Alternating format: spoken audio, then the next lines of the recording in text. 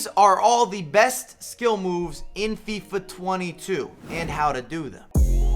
What's happening, my beautiful people? My name is Mike LaBelle. Welcome back to the YouTube channel. Today we're bringing you some fuego. And if you want individual breakdowns with all of these skills, in depth, detailed, diving into the deep end, please drop a like on the video. High key appreciated. Feed the algo. And if you have not subscribed, we drop goodness daily. That's right, I said daily. You can stay connected with yours truly. Also, if you'd like individual training, coaching, you wanna work with yours truly, Gamers Academy. This will all be linked down below. Super easy to sign up. Currently, code FIFA22 gets you 22% off. Da-da-da, da-da-da. Run that up. Many of you ask me. I'm just saying. As we begin, you could comment below. What are your most effective or favorite skill moves thus far in FIFA 22? Understood? I'm glad that we're on the same page. We're now in the arena. I'm gonna go in order from difficulty of skill move to execute in terms of a star rating. So first off, we're gonna look at L1 dribbling, which some of you might debate with me. Is that a skill? Is it just a maneuver? Is it some sort of intangible in FIFA? But it is necessary, and this is where I'm gonna put it as a category. All you have to do is hold L1 and then don't sprint. Hold L1, don't sprint.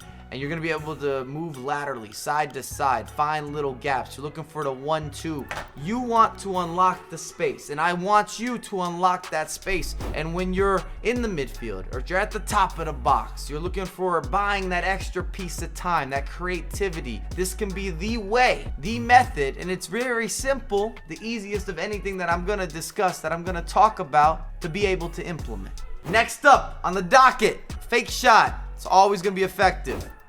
You can fake shot forward, you can fake shot backwards, you name it, it can be done, it will be done, and it's always gonna be a staple in FIFA, especially when you're looking at variations as to when, where, how to combine the fake shot. It's a building skill move, and everyone should be able to do this instinctively. Moving onward and upwards, we're looking at the fake shot cancel. So this is where you're still doing a fake shot, and then you're gonna hold L2 and R2 in order to add a cancellation. And by adding a cancellation, you're able to get out of there, and maybe you shift left, you shift right. Sometimes defenders, they dive in when you're going into a cancellation. You can move the goalkeeper out of position. It's very valuable in FIFA 22. It's more of a complex skill. I will throw that out there, just because anytime you add a cancellation, I feel as if we're going into an intermediate or even an advanced level, even though this is a 1-star skill move. Open up fake shot. I got more. This is where you hold L1 and you do a fake shot, and it gives you a little bit of fake. It gives you a jolt of pace, and then if you want to aim this, you're gonna aim it with the left stick in terms of which direction you're gonna be taking this fake shot in particular. But I've seen it used a lot this year. I find it to be effective. You can take off on somebody. It's one of those risk to reward types of inclusions with the skills. You catch someone sleeping, you got Mbappe, you got Neymar, you got Cristiano Ronaldo, you're gone. You will not be caught. You break through that back line. Drag back. We should be familiar. I hope you're familiar. L1, R1, same time, and then that left stick as to where you want to finalize where you're going. And by no means is the drag back as effective or strong as it's been in the past. You cannot rely on the skill in the same way, but it would be a shame or would be a misstep on my end if I did not mention the drag back. Another classic. Talking about the ball roll. Hold to the left, hold to the right. You got this. It's one of the most simple skills, yet it is still going to be that skill move that needs to be there. You can walk it around the goalkeeper. You can do things in the midfield. It often allows you to analyze and be able to react and really read what's happening on the virtual pitch. And it's another one of those skills that is a staple skill. I say a building skill. If you want to be better at the inclusion of different skill moves, this is a starting indicator. You are revving up the engine of skill move execution and just heavenly, beautiful, gorgeous delivery. I just made us a very fancy Uber driver when we're looking at the ball roll. But you do have a lot of versatility, and you're going to find this as a theme. Simple skills are more effective, and you can use them more frequently and more often and have success. Step overs, going to be similar to body feints, where you have a step over and then you pick a direction. And a lot of this deals with the frontal portion of course, the right stick. You're pushing kind of forward in the direction that you're facing. I always stress going into the arena and then moving into skill games or even playing online matches or potentially squad battles as a great way of learning skills. And this allows you to kind of jig around and you can take off. And by no means is this the best year of the step over, but I still feel that it has a place in FIFA 22, hands down. Body feints, da-da-da, da-da-da. I just like body feints so much.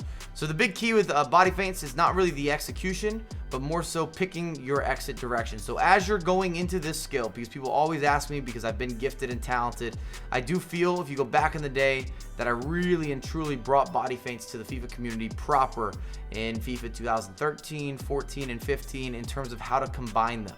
So you're just jigging that right analog stick, relatively simple, but then you have to pick the exit direction at the same time with the left analog stick. Are we on the same page? Golasso. Trust the body feint, especially down the end lines or the sidelines this year. I've been able to add in so many different combinations that have led to effectiveness, or even a body feint into a finesse shot, which of course kind of brings back the FIFA 12 or the FIFA 13 days. I call it the golden foot era. That's not been forgotten. Roulettes. It's been on the come up this year. So right analog stick, you start downward is the easiest way that I could tell you this, and then you roll forward. And it has to deal with, of course, the way that you're facing. There's so many different ways to really word and explain skill moves, but that's how I look at the roulette, is that I'm going to start from a downward direction on the right analog stick, and then I'm rolling it forward. Whether it's left or it's right, that of course depends on which way you'd like to turn. Completely up to you, but you're looking at a little spin cycle. And if someone is running at you, if someone's playing aggressive against you, the roulette is one of the best methods to protect the ball and also get a boost of pace and throw off your opposition. Scoop turn. Two different ways to look at this. We have the stationary scoop, and you have to do this diagonally. You're just doing the fake shot diagonally. I'm gonna reiterate that many times. The stationary scoop, you need a 4-star skiller. The running scoop, you're gonna need a 5-star skiller, as I do not convert this 1v1. Mbappe is perfect because he can do both. You see how I'm moving here while I'm doing these scoop turns. And what's nice about the movement side is if you wanted to add a ball roll into the scoop turn, you see that? You can start adding in some variation, but you'll need a 5-star skiller to really do that properly. When you're looking at the scoop, it's going to be one of the best ways to open up lanes in order to be creative inside the box. It's also an easy way to be simple, be direct, and to turn a defender. I don't care if it's the AI, I don't care if you're going up against an actual defender. The scoop turn gives you that extra jolt of pace, and it can re-angle your general positioning, and you can do this in a manner that of course is not only creative, but you have complete control. La CROQUETA! They call this a lane switch. I don't like that name at all. We're familiar. You hold L1 and then you're basically doing a ball roll. You can hold the right stick to the left, to the right. Relatively simple. Most people are going to do it stationary and then go into the La CROQUETA. So the big change that we've seen this year is that you cannot cancel the La CROQUETA, which was the big deal if you're looking at FIFA 21.